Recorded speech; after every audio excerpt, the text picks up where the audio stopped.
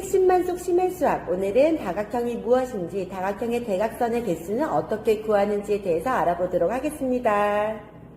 다각형의 대각선 개수 구하기가 오늘 강의의 핵심인데요. 그 전에 다각형이 무엇인지 간단히 알아보고 가도록 할게요. 다각형이라고 하는 것은요, 여러 개의 선분으로 둘러싸인 평면 도형을 뜻합니다. 이때 선분이 3개면 삼각형, 선분이 4개면 사각형, 선분이 n개면 n각형이라고 부릅니다. 지금 화면에 보이는 것은 선분이 5개로 이루어진 평면 도형이기 때문에 오각형이라고 부르겠죠. 이렇게 선분을 이용해서 다각형을 만들고 나잖아요. 그러면 이 다각형을 구성하고 있는 선분을 우리는 다각형의 변이라 부르고요. 다각형의 변과 변이 만나서 생기는 점을 꼭지점이라고 부릅니다. 다각형에서 이웃하는 두 변으로 이루어진 각 중에서 안쪽에 있는 각을 내각이라고 부르고요. 다각형의 한 꼭지점에서 연장선을 그어요. 그리고 그 연장선과 다른 한 변이 이루는 각을 외각이라고 부릅니다. 선생님, 저는 반대쪽으로 이렇게 연장선을 그리고 싶은데요. 그러면 이 연장선과 다른 변이 이루는 얘도 외각 아닌가요? 맞아요. 이 아이도 외각이에요. 그런데 이 두 외각을 보니까 서로 막꼭지각으로 크기가 같겠죠?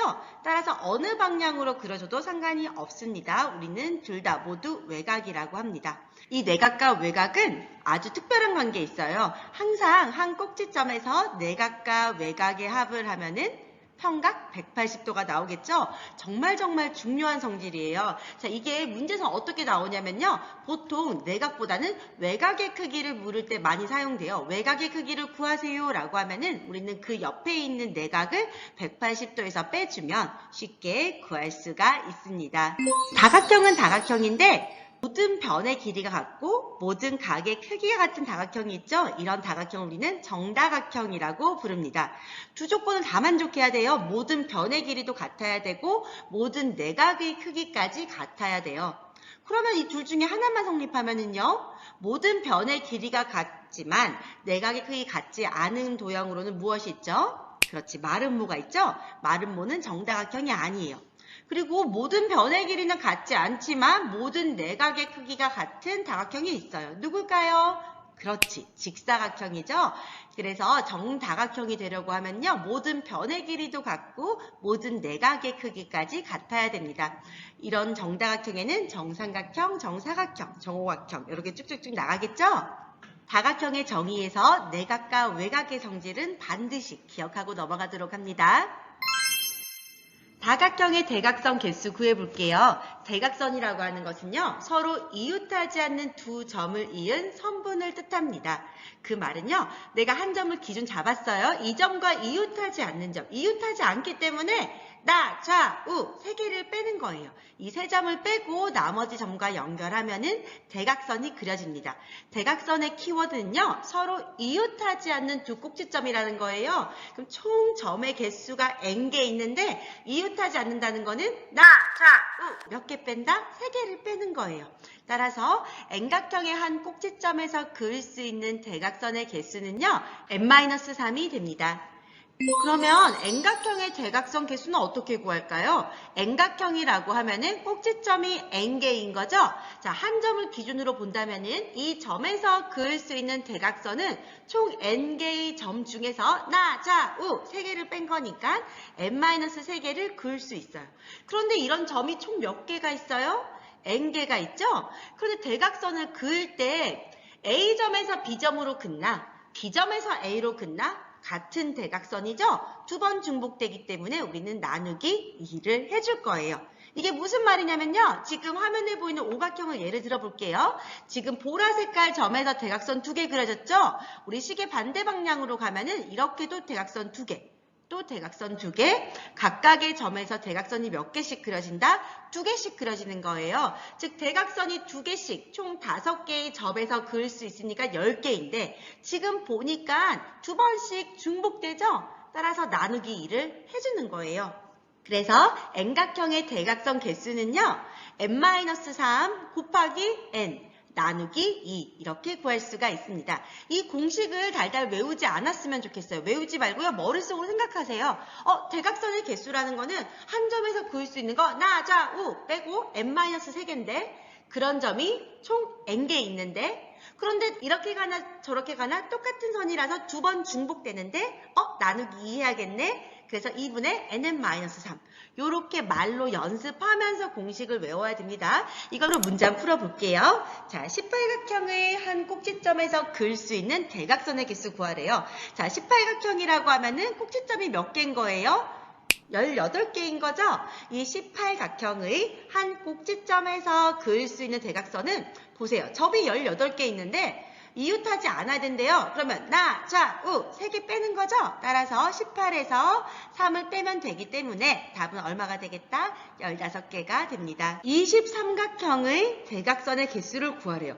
23각형이라고 하는 것은 꼭지점이 몇 개 있다? 23개 있는 거죠? 그러면 대각선의 개수를 구하라고 했어요.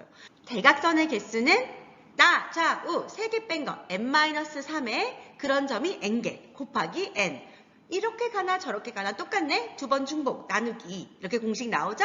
여기 n 대신에 23을 대입하면은요 23 곱하기 23 빼기 3 나누기 2가 되기 때문에 답은 230 이렇게 간단히 나올 수가 있습니다.